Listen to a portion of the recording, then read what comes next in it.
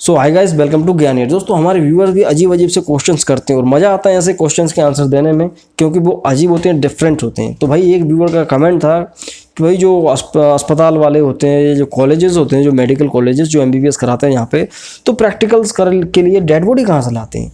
जाहिर सी बात है, वो इंसान के ऊपर ही प्रैक्टिकल कराएंगे तो बॉडी कहाँ से लाते हैं? या किसी को मार देते हैं, क्या हॉस्पिटल से चोरी करते हैं? क्या होता है इसके पीछे का, क्या है फंडा, क्या है? तो इसको थोड़ा समझिए, अच्छा लगेगा आपको जान के, तो देखते रहिए। दोस्तों यहाँ पे हम देखते हैं कि मेडिकल कॉलेज होते हैं, उनमें थ्योरी पढ़ाई जाती है, उसके बाद जो है पूरा वर्चुअल क्लासेस होती हैं, थियोरिटिकल क्लासेस होती हैं, लेकिन प्रैक्टिकल होना जरूरी है। जाहिर सी बात है, केमिस्ट्री में आप प्रैक्टिकल कर रहे हो, फिजिक्स में कर रहे हो, तो मेडिकल में भी तो करेगा आदमी। तो होता क्या है बेसिकली, यहाँ पे मेडिकल में भी प्रैक्टिकल होते हैं, लेकिन क्या इंडिया में खासकर बॉडीज़ कम मिल पाती हैं, तो एक ही बॉडी पे 200 आदमी देखते हैं। डॉक्टर प्रैक्टिकल करके बताएगा, वहाँ पे 200 स्टूडेंट ऐसे झांकते रहते हैं, 200, 150, 200 आदमी, मिनिमम से मिनिमम 60-70 आदमी तो उसको घेर के खड़े रहते हैं बॉडी को। ठीक है, तो एक सेपरेट एग्जामिनेशन के लिए तो उनको कुछ ना कुछ ऑर्गन पकड़ा देते हैं। वो कब पकड़ाते हैं? जब पूरी बॉडी पुरानी हो जाती है, बहुत टाइम हो जाता है बॉडी को, तो फिर वो एक एक व्यक्ति को दे देते हैं, भाई आप देखो इस ऑर्गन को। लेकिन जब होल बॉडी पूरी नहीं आती है, तो उसको फ्रेश रखने के लिए वो प्रिजर्व करके रखते हैं। ऐसा नहीं होता है कि बॉडी को काटा पीटी करके फेंक दिया, ऐसा नहीं करते, रखा रहता है, उसको दिखाया, 200-250 स्टूडेंट्स को पूरा एक बैच आएगा, पूरा प्रैक्टिकल कराया, समझा दिया सब चीज़। उसके बाद उस बॉडी को बाकायदा वैसा का वैसा प्रिजर्व कर दिया जाता है। और फिर धीरे धीरे जितना ज़्यादा पुरानी बॉडी होती जाती है, ज़रूरत पड़ने पे एक पर्टिकुलर ऑर्गन की जो एनाटॉमी बताई जाती है, काट काट के पूरा एक जो है डिसेक्शन करा जाता है। तो वो अलग अलग कंडीशंस में होता है। जितना ज़्यादा ऑर्गन पुराना होता जाएगा, फिर वो उसको वेस्ट करना ही पड़ता है। तो पहले चीज़ कि भाई बॉडीज़ होती हैं लेकिन कम होती हैं, उसमें बहुत स्ट्रगल करना पड़ता है मेडिकल स्टूडेंट्स को। दूसरी कंडीशन ये आती है भाई कि ये बॉडी आती कहाँ से?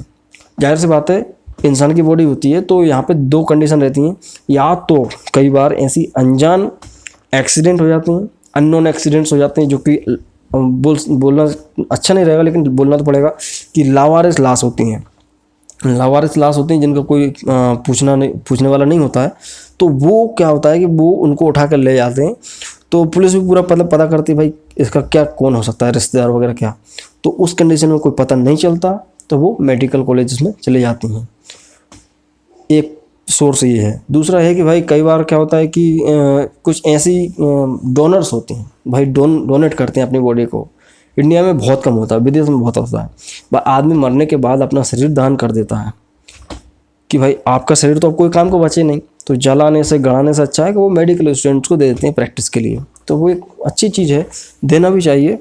तो आजकल इस पर भी काम चल रहा है इंडिया में कि भाई वो अपने खुद से ही आदमी डोनेट कर देता है। तो भाई उस कंडीशन में कई डोनर्स मिल जाती हैं उनको, तो बॉडीज़ उनको मिल जाती हैं डिसेक्शन के लिए और प्रैक्टिकल करने के लिए। तो सिर्फ ये दो सोर्स हैं, या तो लावारिस लाश मिल जाती है, उसका पता करती है पहले पुलिस कौन है क्या, नहीं पता चलता मेडिकल में पहुंचा देते हैं। ये होता है दोस्तों, ऐसा किसी को पकड़ के मार नहीं देते हैं, ठीक है ना। सो दोस्तों ये है कि बॉडी कैसे मिल जाती है। तो आई होप कि आपको वीडियो पसंद आया। मानता हूँ बड़ा टॉपिक नहीं था, छोटा टॉपिक था, लेकिन लोगों की डिमांड ही जानना है तो बताया। सो वीडियो अच्छा लगता है तो लाइक करें, नए हो चैनल को सब्सक्राइब करें। सो मैं मिलता हूँ अगले वीडियो में दोस्तों। जय हिंद, वंदे मातरम।